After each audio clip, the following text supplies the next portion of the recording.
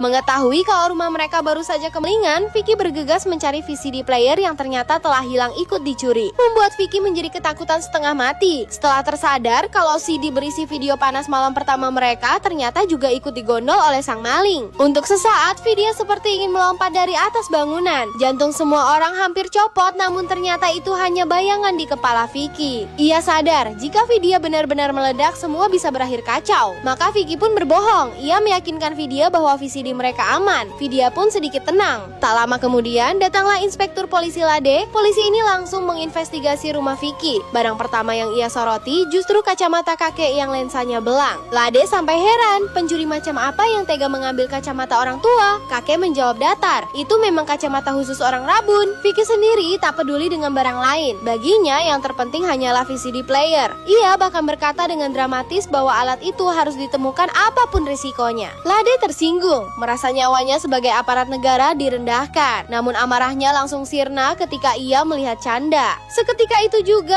Lade jatuh cinta pada pandangan pertama. Sikapnya berubah total. Dengan penuh keyakinan, Lade bersumpah akan mengejar pencuri sampai ke ujung dunia demi Canda. Ia mulai merayu dengan kata-kata berlebihan membuat anak buahnya saling pandang. Mereka paham, ini gejala jomblo kronis. Karena tak yakin dengan kinerja polisi yang makin tak fokus, Vicky memutuskan bergerak sendiri. Ia mendatangi tukang obat keliling yang juga menjual VCD murahan. Tanpa pikir panjang, Vicky memborong semua VCD yang ada hanya untuk memastikan apakah rekaman mereka sudah tersebar atau belum. Di kantor polisi, Lade yang sedang kasmaran menelepon rumah Vicky berharap bisa berbincang dengan Canda. Salah sambung dan salah paham pun terjadi, menambah kekacauan. Sementara itu, Vicky pergi ke rental komputer untuk memeriksa satu persatu video yang ia beli. Dengan bantuan pegawai rental, ia memastikan semuanya aman. Tidak ada rekaman yang ia cari. Vicky akhirnya bisa bernapas lega. Kembali ke kantor polisi, ajudan Lade mulai ragu dengan selera komandannya. Namun Canda tetap diminta menunggu. Tak lama, Lade keluar dengan bunga dan rayuan berlapis-lapis. Situasi makin absurd ketika terjadi salah orang dan salah paham lagi hingga nyaris membuat Canda masuk sel. Begitu Canda yang asli muncul, barulah semuanya jelas. Canda sendiri kebingungan. Ia dipanggil ke kantor polisi, lalu tiba-tiba berada di pinggir kali. Tanpa banyak basa-basi, Lade langsung melamar Canda. Reaksi Canda, penolakan mutlak. Bagi Canda, pernikahan adalah kata tabu. Ia sama sekali tak tertarik, apalagi dengan polisi tua yang terlalu dramatis. Malam harinya, sebuah pasar maling digerebek oleh mobil polisi. Suasana langsung ricuh. Semua orang berhamburan kabur. Seorang penada bernama Ali langsung ciut nyalinya, mengira dirinya akan tertangkap. Namun yang muncul ternyata bukan polisi sungguhan, melainkan Badas, pencuri paling lihai di kota. Ia baru saja mencuri mobil polisi lengkap dengan seragamnya.